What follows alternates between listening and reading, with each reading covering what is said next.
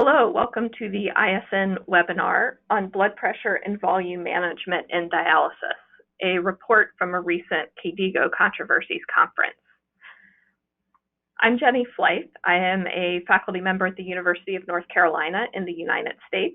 I will be moderating this webinar, and Dr. Kevan Polkinghorne from Monash University in Melbourne, Australia, will be presenting the slides. We're going to start with a brief introduction. As most people on the phone know, blood pressure and volume control are critical components of dialysis care. However, there are several key challenges that we face when trying to manage blood pressure and volume. First, there's no widely available, accurate, or objective measures of extracellular volume status. And due to differences in resources across settings, there's substantial variation in the uptake of volume-relevant dialysis technologies. As a result of these two things, practice patterns related to blood pressure and volume aspects of the dialysis prescription vary widely across the world. And importantly, patients bear substantial symptom burdens that in part stem from suboptimal blood pressure and volume management.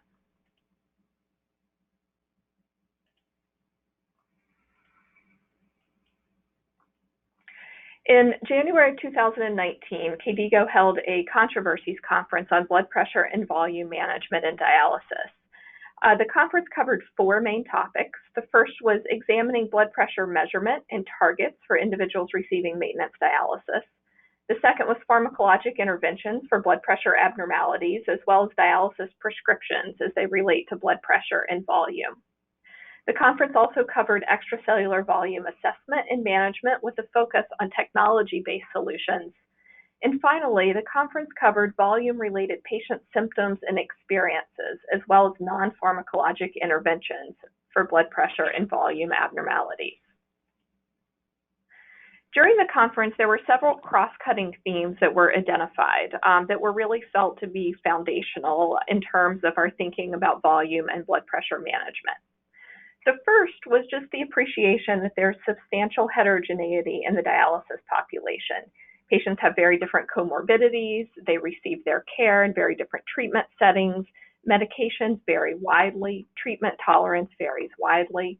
So therefore, there was a need for individualized dialysis prescriptions so that the idea of a single approach to blood pressure or volume management is not appropriate. The second cross-cutting theme that was identified was the observation that there is often a tension associated with balancing often interlinked aspects of volume and blood pressure within a narrow therapeutic window to avoid complications. And what I mean by that is while we're often trying to strike this balance or leave a patient euvolemic, if we miss that on the hypovolemic end, we often expose patients to consequences like hypotension, access thrombosis, and related patient symptoms. However, if we leave them volume expanded or hypervolemic, they have complications like hypertension and other symptoms with long-term implications for cardiovascular health. The third cross-cutting theme was that poorly managed blood pressure and volume do have substantial impact on patient lives, and therefore it's important to incorporate patient priorities into management decisions. So when we're individualizing the dialysis prescription, a key component is to consider patient priorities. And finally, there was an acknowledgement that local resources and technologies vary globally and often dictate the bounds of dialysis prescriptions. So therefore, the conference attendees concluded that individualizing the dialysis prescription to manage both blood pressure and volume for each patient and setting is essential, and that it requires incorporating numerous factors into decision-making. So in this webinar, we have the following learning objectives. Dr. Polkinghorne he will describe the advantages and disadvantages of the different approaches to diagnosing hypertension. He'll review the diverse dialysis prescription, medication, and patient strategies and associated evidence that may be used to optimize volume status. And he will also appreciate the patient factors that may influence blood pressure and volume-related clinical decision-making. And with that, I'm going to turn it over to Dr. Kevan Polkinghorne.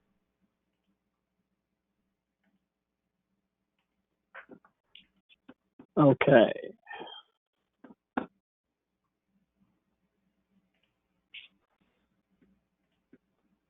Okay. Good morning, evening, and afternoon to everybody.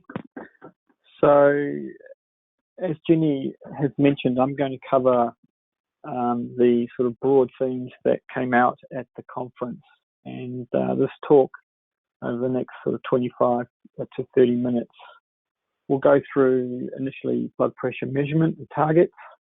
We'll then cover pharmacological approaches to managing blood pressure and volume, then discuss the Delphis Description and extracellular volume management and technology that can help us manage those aspects, and then finally we'll briefly cover volume-related patient symptoms and experiences. So, sorry, just get the slideshow working. So let's talk about blood pressure. So the conference really covered a number of questions. Firstly, we considered about how and when blood pressure should be measured amongst individuals receiving dialysis, and what are the thresholds for diagnosing hypertension in patients on dialysis. We also considered the optimal definition of intradialytic hypotension as well as intradialytic hypertension. As we all know, the diagnosis management of hypertension in patients receiving hemodialysis is typically based on pre- and post-dialysis blood pressure measurements. But it's clear from observational studies that pre- and post-dialysis blood pressure has either no association or a U or J-shaped association with all-cause and cardiovascular mortality. But what's more interesting is that pre- and post blood pressure measurements are actually imprecise estimates of the blood pressure during the interdialytic interval. And if we look at this graph, this really shows a summary of studies looking at ambulatory blood pressure compared to dialysis unit pressures. This graph showing pre-dialysis systolic blood pressure, illustrating that pre-dialysis systolic blood pressure can overestimate true blood pressure, ambulatory blood pressure by up to 15 millimeters of mercury. But you'll also note that there is quite a lot of heterogeneity amongst all those studies, with a wide range of different estimates of pre-dialysis blood pressure and differences between that and ambulatory measures. So the conference concluded really that ambulatory blood pressure monitoring is really the gold standard method to evaluate blood pressure in patients on dialysis. And this in part stems from the fact that if you look at risk prediction for mortality and cardiovascular mortality, ambulatory blood pressure performs the best in the sense that we have a graduated response. So this graph shows quartiles of blood pressure measured both routinely in the dialysis unit pre and post, or in a standardized fashion, and ambulatory measures. And you can see that ambulatory blood pressure performed in this study particularly well at predicting mortality across the increasing quartiles of blood pressure, with a graduated increase that was not seen in routine measurements on dialysis.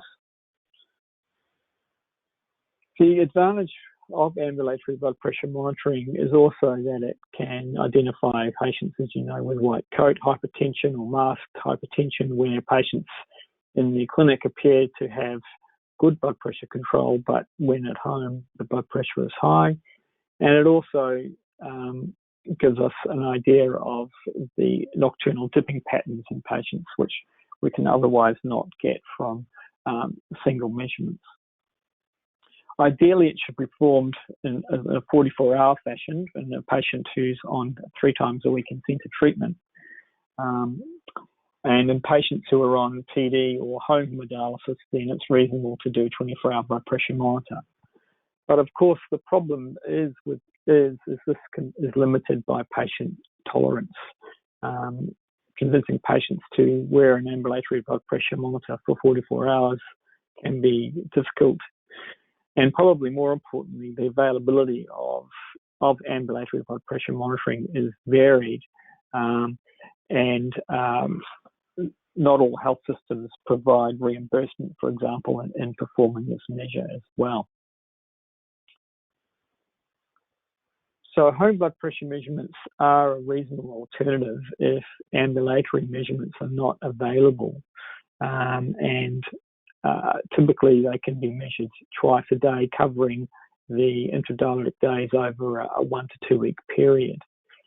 Of course, in saying all this, we're still not de-emphasising the use of pre-dialysis measurements. They're important for assessing hemodynamic stability during dialysis. The key is that they're just not as good as predicting overall risk. Other measures also include in-office blood pressures, so blood pressures taken not in the dialysis unit, and they have also been shown to be an independent predictor of mortality. But there's not a lot of data using these measurements outside the in-centre dialysis population, so patients on home hemodialysis or PD. So what about the definitions of hypertension in dialysis patients? Well, there aren't actually any accepted definitions for hypertension and blood pressure treatment targets in the dialysis population at the present time. And so the conference attendees felt that in the absence of any high-level dialysis relevant evidence, that it is reasonable to extrapolate blood pressure thresholds and targets for interdialytic blood pressure, so not measurements pre and post dialysis in the hemodialysis unit, from current hypertension guidelines in the general population. So if we look at those current guidelines, the American College of Cardiology guidelines suggest a target of 130 on 80, while the European guidelines are very similar, suggesting that same target for patients less than 65, but a more liberalised systolic blood pressure target in patients older than 65 years, between 130 and 140. But as Jenny's really emphasised in the introduction, it's clear that you have to individualise this approach and consider a whole range of factors, including both intra and intradialytic patterns, the volume state of the patient and management of that, as well as comorbidities and overall frailty. Intradialytic hypertension is a really important phenomenon, and currently there isn't any specific guideline definition. You can see from this table there's a whole range of different definitions have been used in the literature, ranging from any rise in blood pressure during the intradialytic period to a more graduated definitions involving a quantitative level, such as 10 to 15 millimeters of mercury increase in blood pressure from pre and post dialysis, for example. The conference attendees really came to the fact that a rise of more than 10 millimeters of mercury from pre and post measurements in a hypertensive range over consecutive therapies is the best definition, as this really predicts increased outcome or increased risk of outcomes, hospitalisation and mortality in patients on dialysis.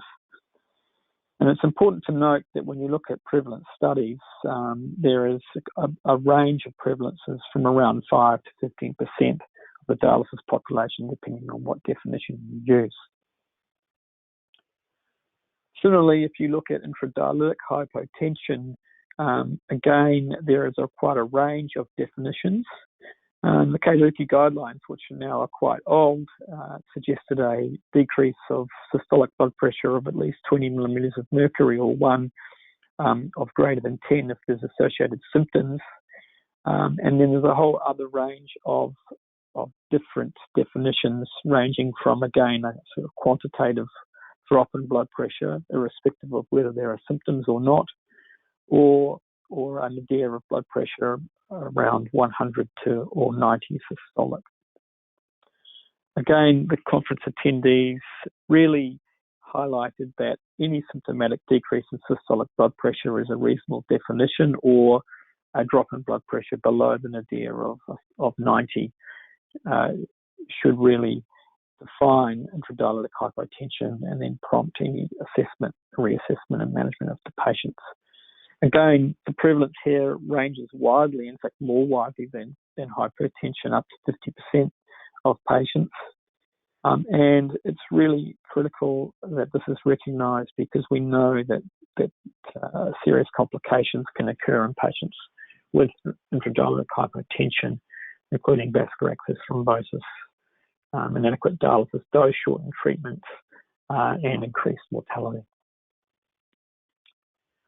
So let's turn to pharmacological approaches for blood pressure management and volume management.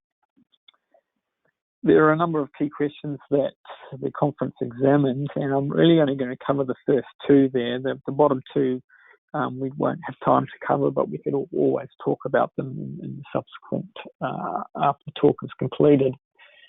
So we're going to cover, should blood pressure agents be used, and if so, how should you select them? So the key issue about should you use an antihypertensive agent is really considering the indication for the medication itself. Are you using it really for blood pressure lowering alone, or are we getting at targeting of cardiac protection in a patient with a specific indication, such as heart failure, for example? And of course, patients can have both these together.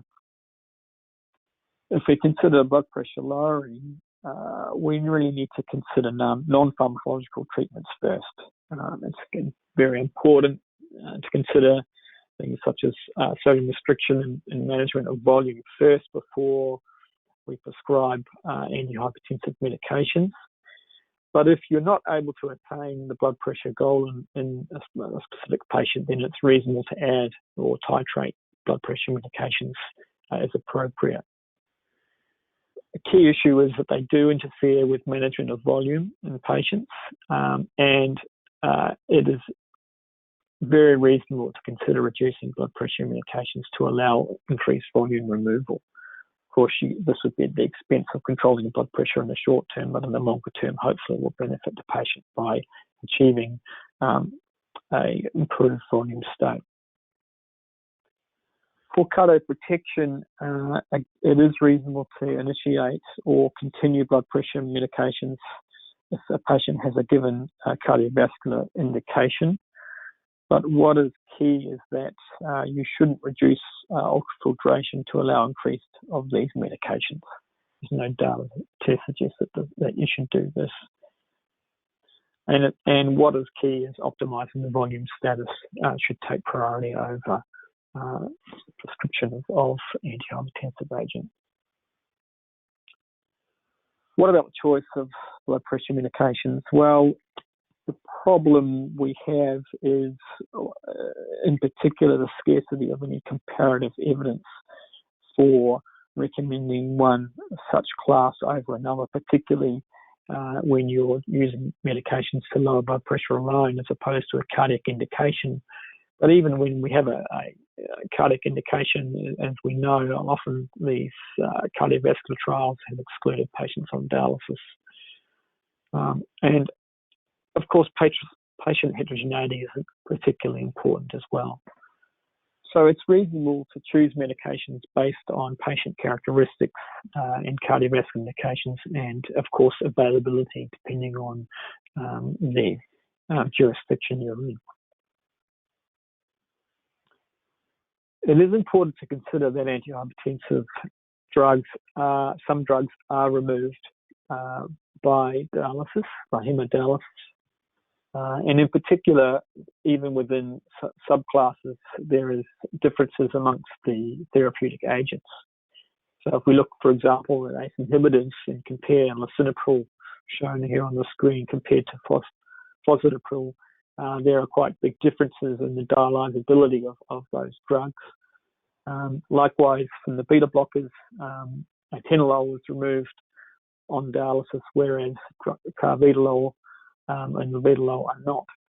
So these factors are important in choosing what drug you might use. There hasn't been any trials looking at dialysability and outcomes in patients and prescription of antihypertensives, but it is reasonable to consider the pattern of intradialytic blood pressure and tailor your prescription of blood pressure medication to this. So, for example, if you have a patient who has particular trouble with intradialytic hypotension, then you would consider using a dialysable medication. Whereas if you have someone obviously with intradialytic hypertension, then you might not want the antihypertensive to be dialysed away, and so you'd use a non-dialysable drug. Again, individualization is critically important, and when we're looking at specific indications for various therapeutic agents, considerations of particular comorbidities such as low ejection fraction heart failure or atrial fibrillation might determine your specific prescription of carvedilol or beta blocker in that case. The dialysability of, and also consideration of, for example, residual renal function, especially in patients on peritoneal dialysis.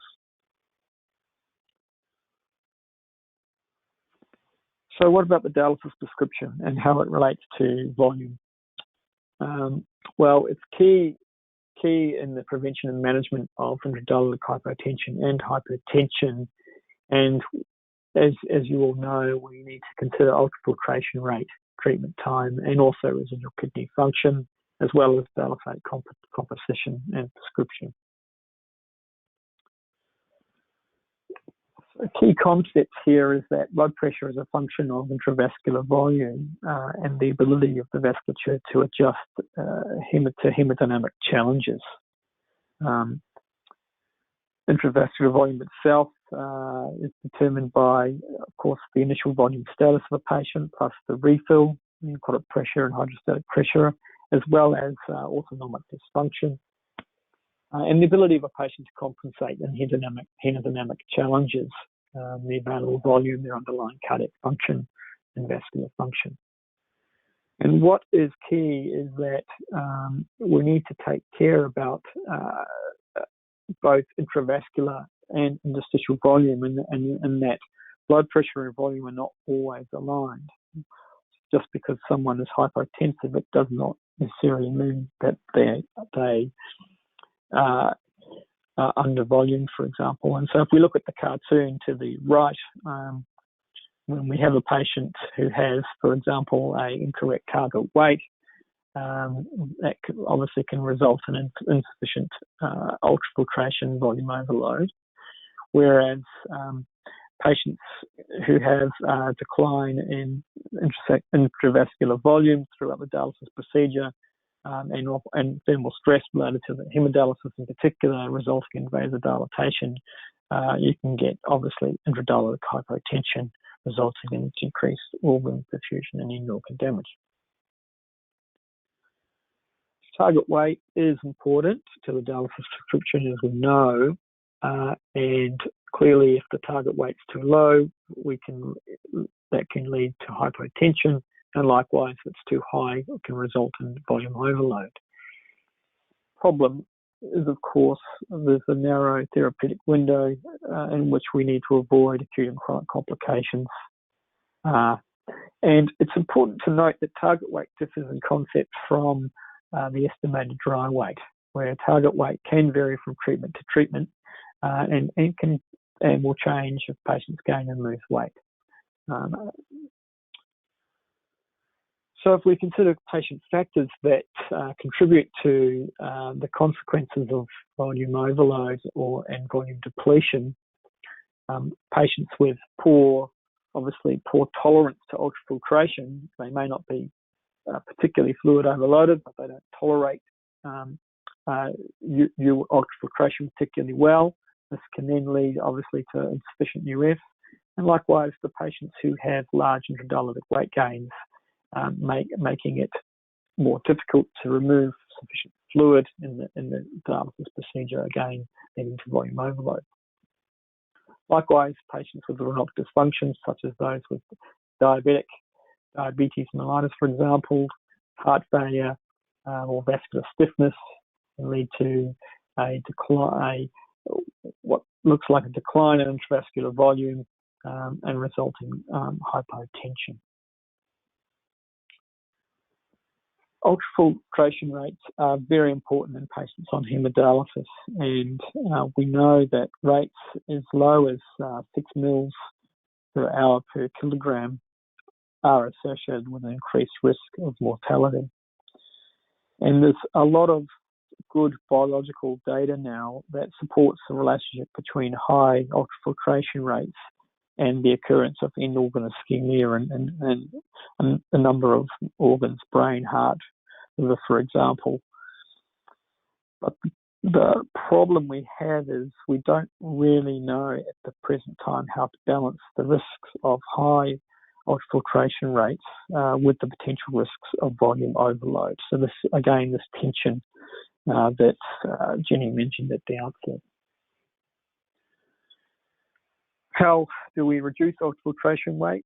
Well, it's not complete rocket science, I guess. In patients on hemodialysis, you can increase their dialysis time, either by lengthening their dialysis treatment or increasing the frequency of their treatment. But this is not easy, as we know, and there's a number of challenges, particularly logistics in a given facility, patient preference is particularly important, and resource issues are a big issue as well. Of course, utilising home dialysis modalities, in particular home hemodialysis, that is a definitive way to increase frequency and time, but that's not available in all regions of the world and needs a fair amount of support and infrastructure. If we reduce weight gain, that will of course reduce ultrafiltration rate, but this is, as we all know, easier said than done, and really involves a lot of work to assist patients in trying to adhere to fluid restrictions. Dietary counselling, ensuring sodium restriction is very important, as well as trying to avoid sodium load during dialysis as well. Enhancing non-dialytic volume loss is clearly important as well, the use of diuretics in patients who have residual kidney function, but obviously that becomes limited as patients lose their function over time, and loss through gastrointestinal or sweat and respiratory is an important point as well. We've all had the odd dialysis patient who likes to go to the sauna before they attend their treatment. Ultrafiltration rate tolerance itself is an important aspect to try and enhance volume removal. So this is a way of trying to improve tolerance to a specific UF rate. And a number of strategies here shown in the table, in particular, cooling of a dialysate is a strategy that works, but is challenged by patients' tolerance, although generally, certainly in my experience, most patients are able to tolerate this pretty well. Manipulation of the dialysate sodium concentration can be done. Increasing the dialysate sodium can improve single blood pressure measurements, but this is at the expense of increased intradialytic weight gain over time. If you lower the dialysate sodium, that does result in reduced weight gain and blood pressure, but is associated with increased hypotension symptoms, including cramps. Other measures such as ultrafiltration profiling, isolated UF, and hemodiafiltration are available, and we'll cover a little bit in a moment as well. So if we look at the interventions and where they fit into this cartoon, we obviously have interventions that improve ultrafiltration tolerance, interventions that try to improve the intradialytic weight gain, and then interventions aimed at improving volume assessment and achieving the correct target weight. Just a bit about peritoneal dialysis and hypertension. It's clear that it's important to maximise peritoneal ultrafiltration and urine output to achieve euvolemia, but this needs to be balanced by trying to reduce the glucose load to patients and also not jeopardise residual kidney function, which is particularly important in PD. There's a number of different strategies we can use to maximise ultrafiltration in the long dwell, shortening the dwell of glucose-based solutions, particularly in high transporters, using high intensity glucose solutions, but this is not preferred if we can avoid that. The use of icodextrin in the long dwell in APD or in the long overnight dwell for CAPD. Again, this might be limited by availability and cost in different countries. Reducing dietary salt and maximising residual fluid output with diuretics as well is important. Residual kidney function, there's been a lot of interest in residual kidney function, in particular more recently for hemodialysis, but we've known for a long time that residual kidney function plays an important role in peritoneal dialysis, assessment of which is done by the 24-hour urine collection.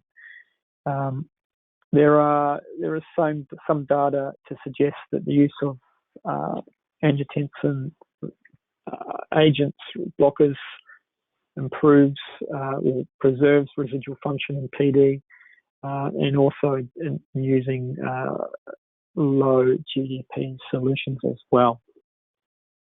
Obviously, it's important to avoid nephrotoxins and hypotension. In hemodialysis, there is data to suggest that high flux versus low flux dialyzers have a benefit. And it's also clear that in patients who have frequent nocturnal dialysis, they actually have an increased rate of loss of kidney function, residual kidney function, producing potential harms as well. Clearly, it's important to avoid intradialytic hypotension as well. So if we look at the dialysis prescription overall, this cartoon really gives us a conceptual framework for that and individualizing it to particular patients.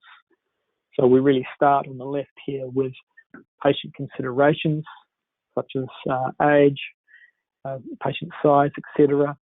We then have considerations related to the form of dialysis therapy that the patient is on, and there are shared aspects to both therapies and hemo and PD.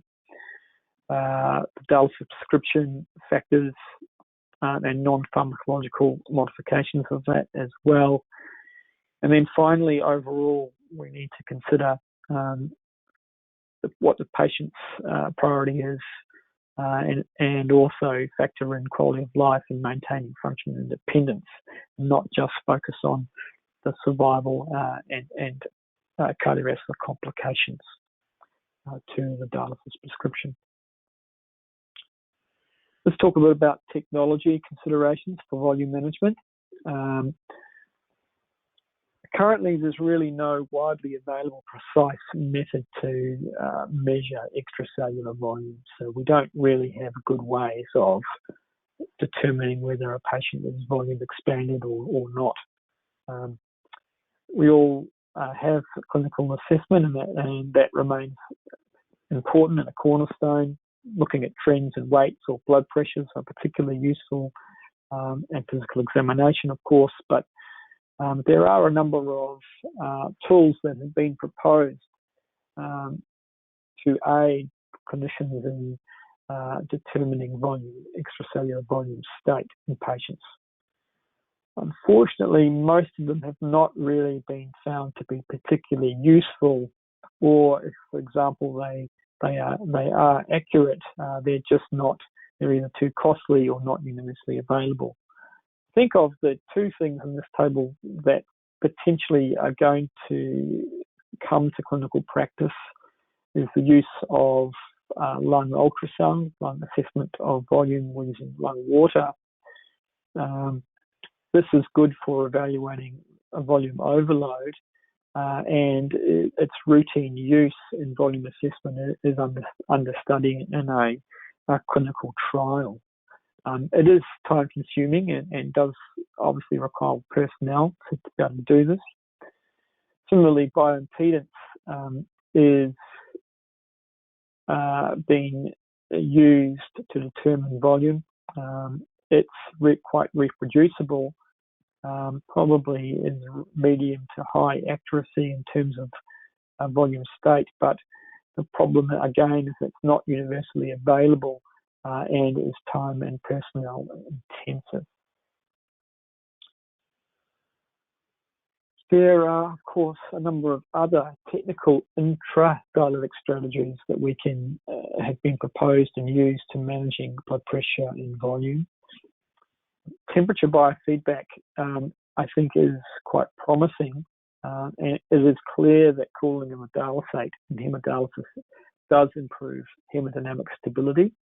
And there's actually a ongoing trial called the MyTemp study in Canada, which is evaluating use of temperature biofeedback on cardiovascular events. So not just on hemodynamic stability, but a surrogate really marker, but looking at firm cardiovascular events. Blood volume monitoring looked initially promising, but there's really conflicting evidence that relative blood volume monitoring can actually even predict intradialytic hypotension. The Quitline Climb trial, published quite some years ago now, actually found increased hospitalization rates and mortality in patients who were randomized to the monitoring arm. So at the moment, it's not really clear whether blood volume monitoring will have a place or not. Ultrafiltration profiling is often used, but there's really little data, certainly trial data, to show that this is beneficial, and most of the data is now quite old. Isolated UF, we all use commonly. There isn't much data to support its practice, but I think it is an important tool to help us manage patients who are volume overloaded. Similarly, sodium profiling, again, doesn't have a lot of data to support it. And in fact, there was a recent work from the DOPS study published earlier this year that suggested that the routine use of sodium profiling actually was associated with increased risks of death. It's a bit difficult to interpret, of course, because it's not a randomized study, and there is going to be indication bias here in the sense that it may be that patients who were tended to be prescribed sodium modelling and profiling were those who were more prone for intradialytic hypotension in the first place. But it's certainly an interesting result. So it should really only be used judiciously, I think, in managing patients. Bioimpedance, there's really not enough data to justify its routine use at the moment in intradialytic volume management, but there certainly may be a role for it, and certainly a role, as I've mentioned, in extracellular volume management. Hemodiafiltration, certainly in the randomized studies, may reduce the risk of intradialytic hypotension compared to conventional HD, but this is, of course, hampered by availability, depending on what country you're in. Finally, patient symptoms and experiences. The conference actually was unique. This was the first KDIGO meeting that actually had patients attend the meeting and have input in development of the document, and I think it was really a particularly important aspect to the meeting.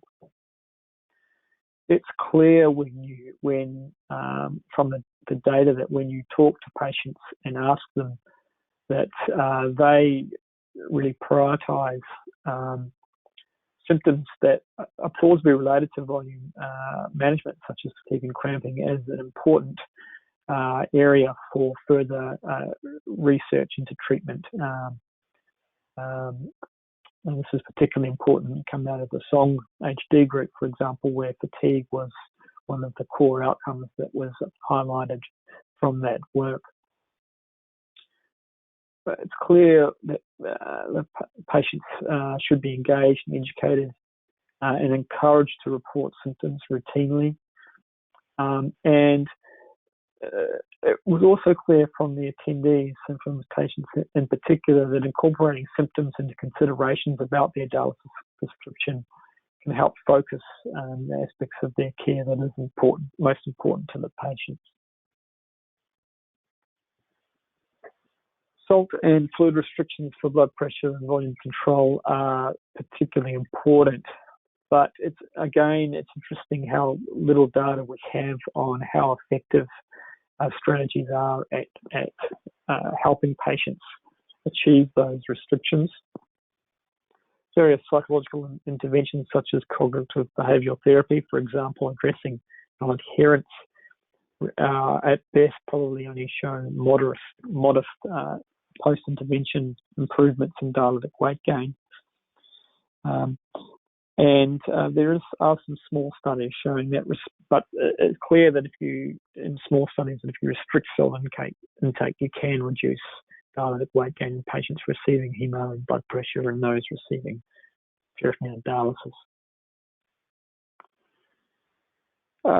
Dietary restrictions are often confusing and they are considerably burdensome for patients. And we know that eating and drinking is an integral part of social, familial and cultural interactions for patients. And so these restrictions really can isolate patients.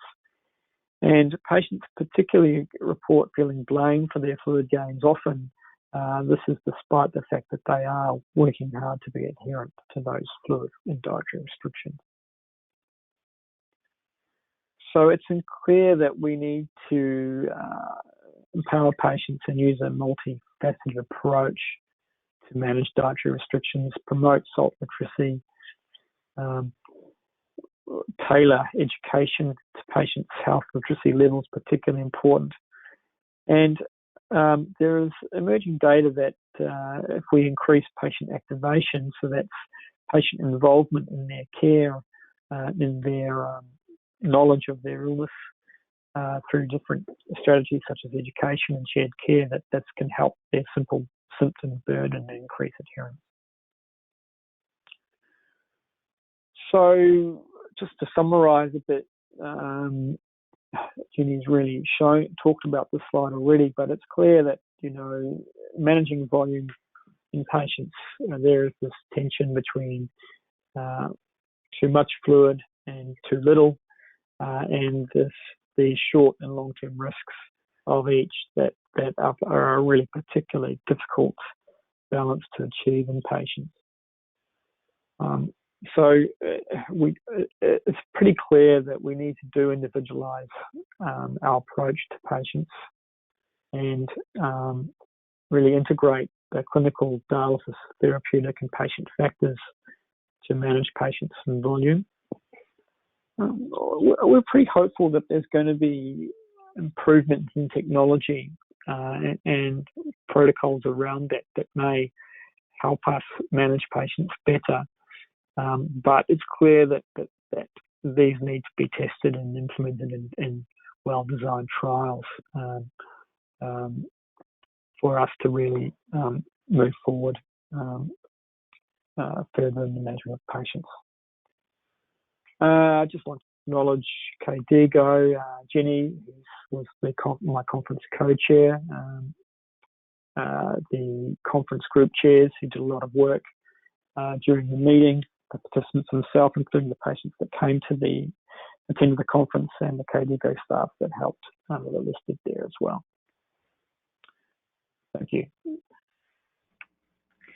So with that, we want to take a few questions from the audience. So in your GoToWebinar application, there is a section on questions. If you have questions, please feel free to type them in there. We do have a few that came in during the presentation. So Kevan, there was one question about the slide that showed the dialyzability of the antihypertensive drugs. The questioner is asking whether the percentages that you showed were for high or low flux dialyzers. That's a good question. I don't know specifically whether it was for one or the other. I'll just go back to that slide. So I'm not entirely clear on that, I'm afraid. I suspect probably it may not all be high flux because a lot of the studies were done quite some time ago. So I'm not clear on that. I would agree with that. I think the majority of them are low flux. There are a few, probably the ARBs might have been tested in high flux, but most of those dialyzability studies were done a while ago. So I would agree those were probably low flux. Yeah, the cardavitalol one, for example, might be high flux, given that that's a relatively newish drug, isn't it? Although it's been around for a while now again, I guess. So then the next question has to do with the approach to management of hypertension in dialysis patients. And so you commented that the first approach should be volume control first. And the participant was asking if there's randomized controlled trial evidence that shows that volume control is superior to antihypertensive medications in dialysis patients. Yeah, look, the data is pretty limited. I think there's probably two studies that are interesting around this. The first one is the so-called DRIP trial, it was called, which is a study from the US by Rajiv Agarwal, and that looked at managing hypertension with a protocolized dry weight reduction. Versus just usual care. So it wasn't testing against antihypertensives. And that showed that they could achieve significant reductions in blood pressure over time with a protocolized stepwise reduction in dry weight.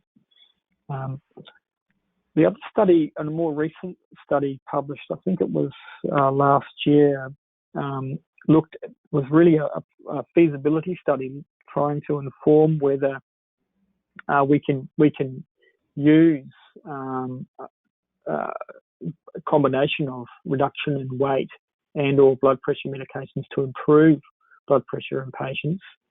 And that study was interesting in that they had a protocolized or suggestions that dry weight should be reduced first and then blood pressure added, but in fact most of the physicians ended up using blood pressure agents to reduce, to improve blood pressure control as opposed to reducing weight. And one of the reasons for that was that the patients, one of the methods that was suggested to reduce dry weight was increased treatment time, and patients were resistant to that. So the problem is that I don't think there's any head-to-head studies showing that reducing outcome studies comparing weight reduction versus antihypertensives. I guess my personal view is that I think weight reduction should be used first because chronic volume overload, of course, doesn't necessarily cause hypertension, and so we're looking at this disassociation between blood pressure and volume that we can sometimes see. So hypertension or normal blood pressure doesn't necessarily mean the patient's at the right volume state. Mm-hmm. So the next question has to do, and we'll stay on the hypertension topic, has to do with selecting between blood pressure agents. And the specific question is asking selecting between calcium channel blockers and beta blockers when you're thinking about mortality as the outcome. Is there any data to help make that selection?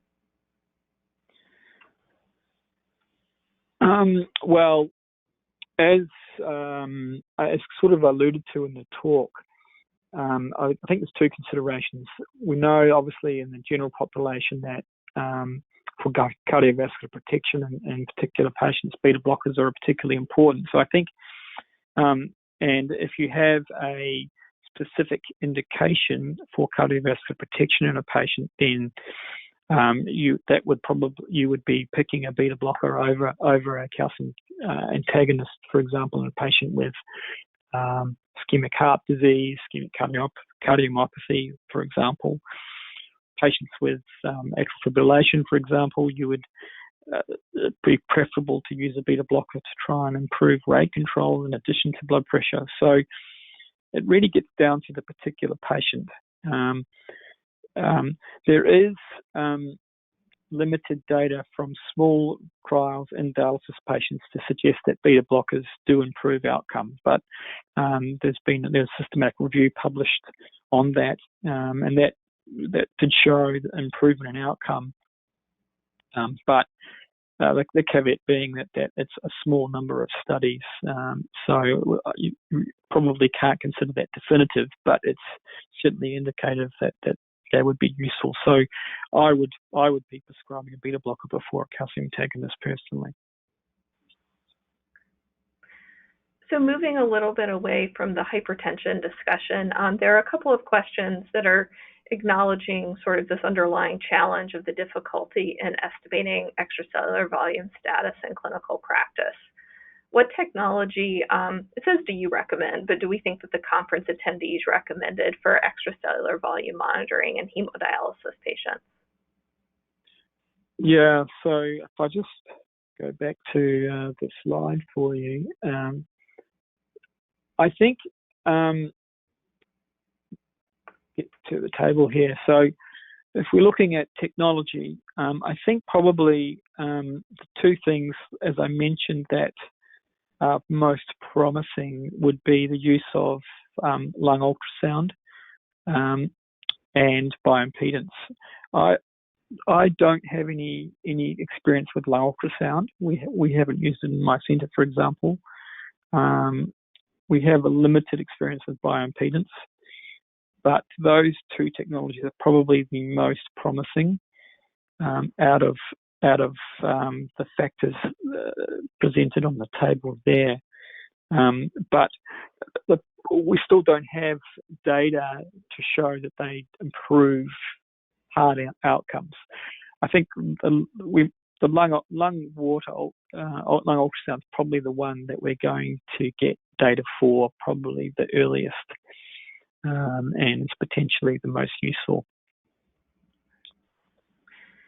And related to the technology, another question came up is, why did the conference attendees think that the data on blood volume monitors or crit lines has been mixed? And as you acknowledged in the presentation, the CLIMB trial actually showed potential harm with use of blood volume monitors. Was there any broader discussion on that? Now you're testing me, but I think there was a considerable debate from my recollection about, in fact, about all the technologies, really. There was a lot of differing views in the room, but I think in particular for blood volume monitoring, I think the data is not great in my personal view. There isn't any decent randomized trial data apart from the CLIMB trial, and that was a trial that suggested harms. So I think at the moment there really isn't data to suggest that it is useful. I think in particular one of the problems it has is this issue of repeatability, in that the reproducibility of the prediction of intradialytic hypotension in particular in a patient with different at different thresholds is just not there. And so I think that's one of the problems that we have with it. The other thing that worries me about is the over-reliance of technology and forgetting about the actual patient in front of you. Sometimes I think we can get fixated on the technology, look at the so-called numbers, if you like, and then actually not really talk to the patient and include all the clinical aspects in the decision-making process, I guess. Yeah, I would agree with that. And I would just second, just so the audience knows, there was probably the most discussion and disagreement in terms of technology-based solutions at the conference.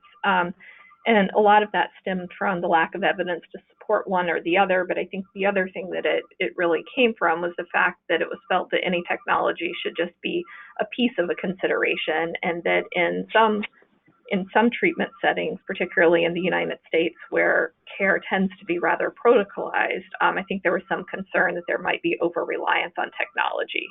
And so there was really hesitation to recommend a lot around technology. Okay, another question that's come up, and Kevan, I can take you off the spot a little bit and answer this one. So the question is, you said that even 6 mils per kg per hour ultrafiltration rates can be harmful. And the questioner said that they've read in a study that 10 mils per kg per hour is okay. Can you tell me the limits? That's your area of expertise, Jenny. Yeah, I don't mind. So I think the first response to that is it goes back to one of the broader themes that came out of the conference, which is the idea that there is any kind of magic number or some kind of threshold of ultrafiltration rates that applies to all patients on hemodialysis. It is a misconception. We have a general idea from observational data, but none of it has been tested in randomized controlled trials, that there do seem to be some levels of ultrafiltration, higher levels of ultrafiltration, that are harmful when compared to lower levels of ultrafiltration. I suspect this question is coming from one of the earlier studies. So there have essentially been about 5 to 6 observational studies that have shown this association between higher ultrafiltration rates and mortality. And in one of the initial studies that was done now a number of years ago in DOPS data, there was not an association seen between ultrafiltration rates of 10 mils per hour per kg and cardiovascular outcomes.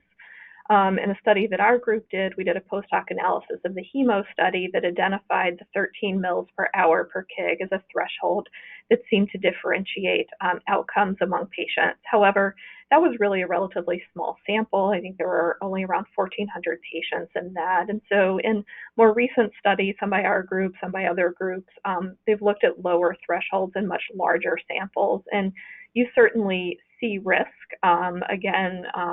as low as 6 mils per kg per hour, that increases linearly as the UF rates go up.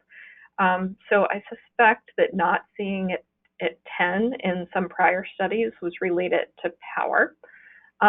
But ultimately, this is all observational data, and we can't say for sure that if we lowered the ultrafiltration rates, that would have the impact on cardiovascular and other outcomes. I think, as Kevan said in the presentation, there is good biologic plausibility for it, but the evidence is limited to the observational realm at this point. So we are reaching the top of the hour. Kevan, I wanted to see if there are any closing comments that you wanted to make, and if not, we will be ending this webinar in the next minute or so. Not really. I guess the main issue is that this is obviously a key area of importance to the practice of management of dialysis patients, and one of the most important things that come out of the conference is the lack of good data we have for a lot of the things we do, and the clear need to really try and develop better evidence for work we can do to improve our patients, really. So thank you to everyone for tuning into the webinar on behalf of the International Society of Nephrology and KDIGO. The paper summarizing the discussions at this conference is in its final stages and will be submitted for consideration for publication. So we certainly hope that can be shared early in 2020. And we thank you for giving us your time today. Thanks, guys.